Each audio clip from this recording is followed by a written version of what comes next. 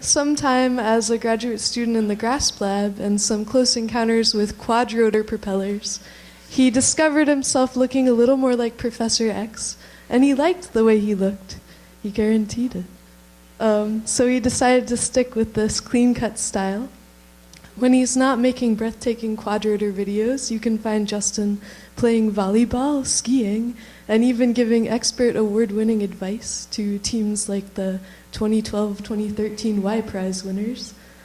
So without further ado, I present Justin Thomas. Thank you, Naomi. All right, so my name is Justin Thomas, and tonight I'm going to be presenting on how we might extend autonomous capabilities of micro-aerial vehicles for real-world applications. Now, I know that's a mouthful, and I think you'll understand the meaning a little bit more as I dive in. You've all heard about drones or aerial vehicles in some way or another, and these are vehicles that require a pilot, and they can fly. And they're fun. They're useful for a couple things. They can be used for fun. They can be used for aerial photography. And most recently, you may have seen that they can also be used to pick on the Secret Service. However, while as fun as they can be, we'd like to extend their usability and applications to a larger set. And so I propose an approach that takes these same aerial vehicles and makes them autonomous. So we want autonomous micro-aerial vehicles, and they will not require a pilot. They will not have they will have obstacle avoidance. So we don't want them to run into the White House. We want them to actually avoid it and be intelligent about how they maneuver. We will want them to be able to make decisions about what they're doing, where they're going, how they're doing it, when they're doing it, and maybe even why they're doing it. And we would really like them to be able to interact with surroundings. Maybe that's picking up objects, moving them around, or actually perching on objects, or maybe taking samples of the environment, things like that. We want them to be able to interact with the surroundings instead of just observing through vision. And so they're useful for a number of things, and this is just a brief list. We might think of first response. Maybe there's someone in need. They need an EpiPen or something. We could send an aerial vehicle to go deliver something to them they need for maybe a life-sustaining situation. You might also consider a situation where there's an active shooter. The aerial vehicles could place themselves in the environment and provide more information to first responders than what they would have had otherwise. Other scenarios may be natural disasters. If there's a earthquake or a tsunami or something like that, you can send in the aerial vehicles to act as maybe radio relays or help to locate survivors so that the first responders can extract them as quickly as possible. We might also, as I mentioned, want to use them for environmental sensing. Maybe there's an oil spill in the ocean, and we want to monitor how the oil is spreading so that we can gather it back up as quickly as possible. Aerial vehicles that can take water samples would be really useful for that. And finally, you all have been hungry at 2 a.m. and want a pizza, and it'd be nice if you could just get dropped off on your doorstep at any point in time. So one of the biggest challenges that faces aerial vehicles is flight time. And there are only a number of ways that we can try to mitigate this. One is decreased by many, many methods. First of all, any payload that you place on the robot will decrease the flight time. It requires power to stay in the air, and so by adding payload, you require more power to stay in the air, and you burn up more energy. The other interesting thing is, as we try to make these vehicles autonomous, we need to place more sensors and more computation on the vehicle. Now, while the sensors and the computers themselves actually do consume energy, they also require much more energy simply to stay in the air. So this is a big problem for getting autonomous capabilities on the robots. And another interesting point is that throwing on a bigger battery does help to some degree, but the mass of the battery adds to the payload of the robot. And so you have a similar situation as the rocket fuel problem, where if you want to carry more rocket fuel, you have to carry more rocket fuel to carry the extra rocket fuel seed. It's a mess. So we can really only increase the flight time right now by increasing the battery capacity. But as I mentioned, there's a conflict between the battery capacity and the battery mass. We call this the energy density. So this is how much energy a battery can store, and how it relates to the mass of the battery itself. Ideally, this would be infinite. We could fly for as long as we want and never have to stop. Unfortunately, that's not realistic. So in the meantime, until these infeasible things happen, in the meantime, my goal is to try to mitigate the flight time of these aerial vehicles, which is currently maybe 15 minutes, and try to figure out how we can fly as little as possible and only when necessary. So if we can perch, that saves a lot of time that we don't need to fly. If we can manipulate objects more quickly, we can spend less time in the air. So the rest of my talk is structured as follows. First, I'm going to give some basics of quadrotors, which is the particular aerial vehicle that I'm going to be talking about. And then I'm going to talk about how we might be able to speed up interaction with objects that we are actually physically maybe grasping or deploying or something like that. And then we'll talk about how we can perch and use that as a means to fly only when necessary. So first of all, some basics about a quadrotor. Well, you've all seen a regular helicopter, and this is not a regular helicopter. You've all seen a regular helicopter with a big blade pointing out top and a small blade in the back. And the reason that you have two blades on a regular helicopter is because if you only had one blade on the top, spinning in one direction, the body of the helicopter itself would actually end up spinning in the opposite direction. So you need a rotor in the back to counter for that large moment that results from the drag of the rotor spinning. With the quadrotor, however, we don't have that problem. We have four rotors, two of them spinning in one direction, and two of them spinning in the opposite direction. So the moments that result on the body of the robot from this drag actually counters and cancels out. Each of the rotors spins at a rate omega and can generate a thrust F in this case. This is related through a thrust coefficient, which I have denoted here as Kf, and it's a quadratic relationship here. So as we increase the rotor speed faster and faster, the thrust increases. Similarly for the moments that I talked about, they're each related through a coefficient Kn and the angular speed of the rotor. Conveniently, this model can actually be equated to a model where there's only one force acting on the body of the robot, and three moments, one about each of the principal axes of inertia of the body. This simplifies the problem quite a bit and allows us to start to think about how we might plan trajectories in a different situation. So I got ahead of myself there a little bit, but the next question I want to address is how do we get from one position to another? How do we get from one orientation to another? And really what this is how do we plan a trajectory for the robot to get from one location to another? Maybe we want to start at some location, end at a goal. There are a number of ways that we could do this. Maybe we want to do this as quickly as possible.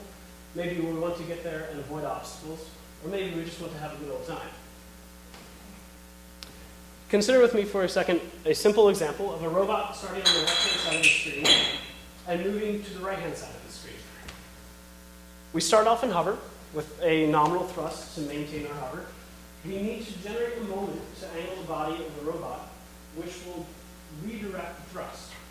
Then, at this stage, we still need to maintain the vertical component of thrust that we had before, but we also have introduced a horizontal component. And so we actually need to change the thrust once the body of the robot angles in order to not lose altitude. At some point, we can have the robot level out, and now it's moving at a constant velocity. And then in order to stop and get to the end goal and stay there, we actually have to do the reverse, slow down, decelerate, increase the thrust again, and finally come to a static position where we are at the nominal thrust. Now, this simple example illustrates the challenge in understanding what thrust is, of course, and what the torques on the body of the robot are throughout the duration of this trajectory. To really understand this and to dive in, to be able to predict what these are, we have to look at the dynamics of the robot. So consider a robot that's in the plane, in the XZ plane. It has a position denoted by the vector r. It has an orientation denoted by theta. It can generate a thrust F and a torque tau. Then the equations of motion, this is just straight from Newton's second law, and they are on the left-hand side, and the forces on the right-hand side. R is the vector, the position vector, so we have the acceleration there. N is the mass of the robot. We have the thrust, F, and then the sign and theta denote the direction of the thrust. We also have gravity acting in the vertical direction.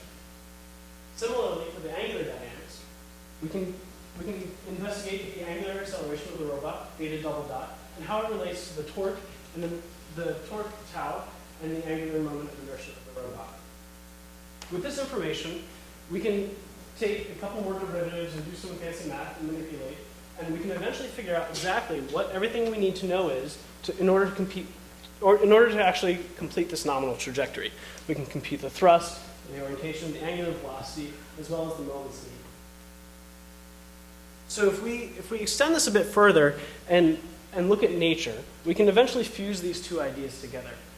The seagull is able to swoop down and grasp a fish while moving at very, very high speeds. It's very spectacular. Doing visual feedback, amazing. And if we incorporate the same dynamics that we understand and incorporate that into our control laws, our people over control, we can actually achieve the same kinds of actions. We can manipulate objects very, very quickly. We can grasp them, deploy them, maybe place a sensor, take a water sample. We can do these at very, very high rates, and hopefully reduce the amount of time that we actually need to be there. All right, so now to move on to the other aspect of this, no longer the quick object interaction, but we're more interested in being able to perch when we don't need to fly. So consider our robot is flying, maybe has a gripper on the bottom, and we want to perch on some flat surface. It could be anywhere. It could be a rooftop, it could be a window, it doesn't matter. We want to perch on a flat surface. It turns out, geckos are amazing creatures at doing this. They can climb up walls, they can climb up windows, brick walls and windows, and they can release easily whenever they want. They have no problems doing this. And our collaborators at Stanford have developed a similar, using similar technology, if you can call it gecko technology, using similar inspiration to develop these dry adhesive grippers that when you place it against the surface and put it in shear, it actually increases the normal force at which exists. So you can take a gripper, place it against a window, put two pads in opposing shear, and it can actually hold a robot on the window.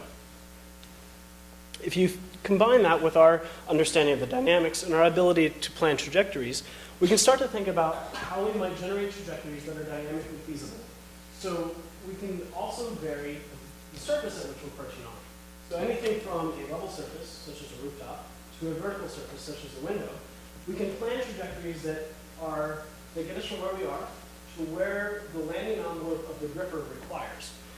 It requires a certain impact velocity or a certain angle, and we have to make sure that the trajectories the robot is going to execute can do this while satisfying the actuator limitations of the robot, the sensor constraints of the robot, and everything that we need for the landing envelope of the gripper.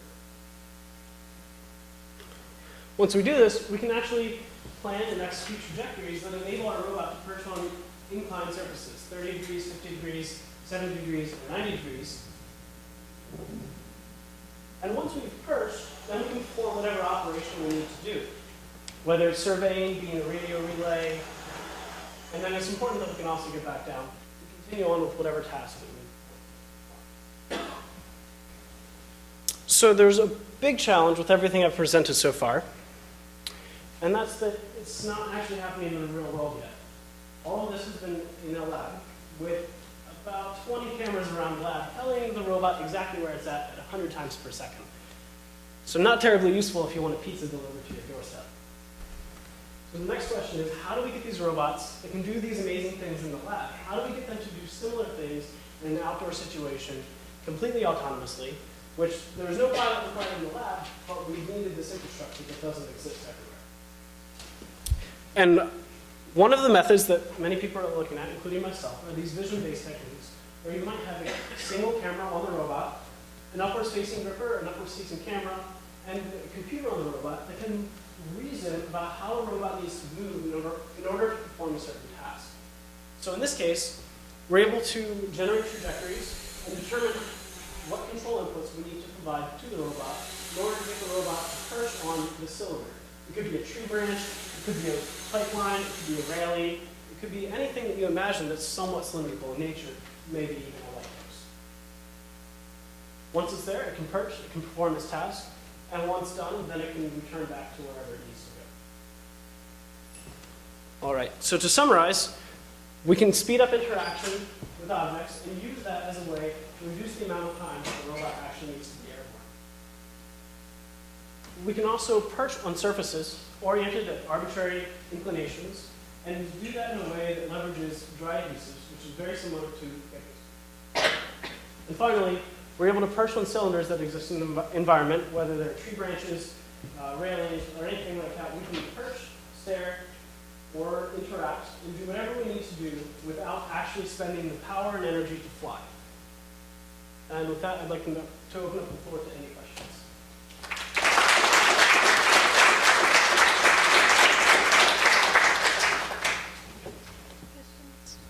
Questions from the judges? I seem to be starting first. Bad idea. Well, I think this is just awesome. I mean, I remember the days when interacting with robots doing RS. Can't talk about days. So let me ask you a question about being out in the real world. What do you do about, first of all, two things about the model. I didn't see anything about what I'm going to call body drag. It's probably there. I guess you're ignoring it, and maybe you get away with that. But what happens when it gets very dusty outside and body drag may turn out? It's an excellent question. So body drag is something that is there, and we generally ignore it for low speeds. This is related to square of the velocity. And so we ignore it for low speeds, and it's fine for these types of applications, but as we get into higher speed, we're going to have to consider that. We also have other interesting effects that happen with spinning blades, aerodynamics coming there. So that's actually mostly all future work. No one has really looked in depth at what happens with as far as aerodynamic effect and how we might compensate for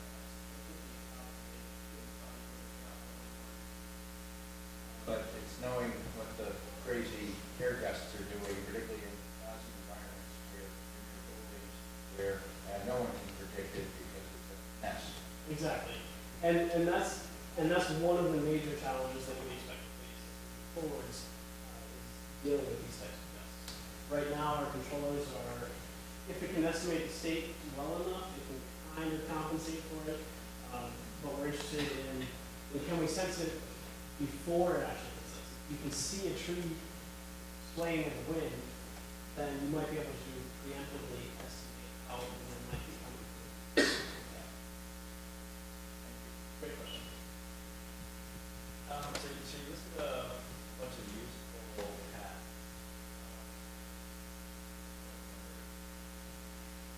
Just remind me The tasks for whatever. first response,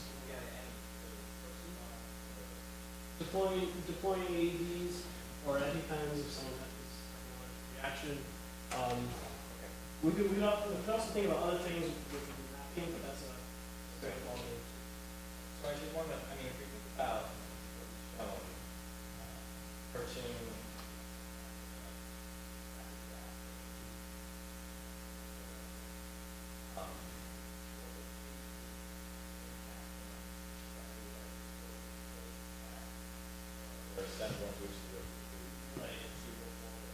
So there definitely are certain ones that are more directly related.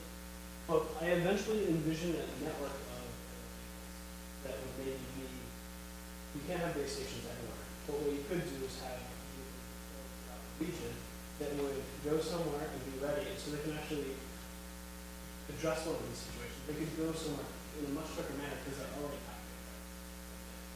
And so you could also use, there are also other specific applications, like in a natural disaster, you might want to set up but deploying things, I think that the high-speed interaction would maybe allow it to go to depots to what the object it needs to actually deploy. Or it might already be perched somewhere. perching is pretty fair. Take your battery life, you can just sit there and recover.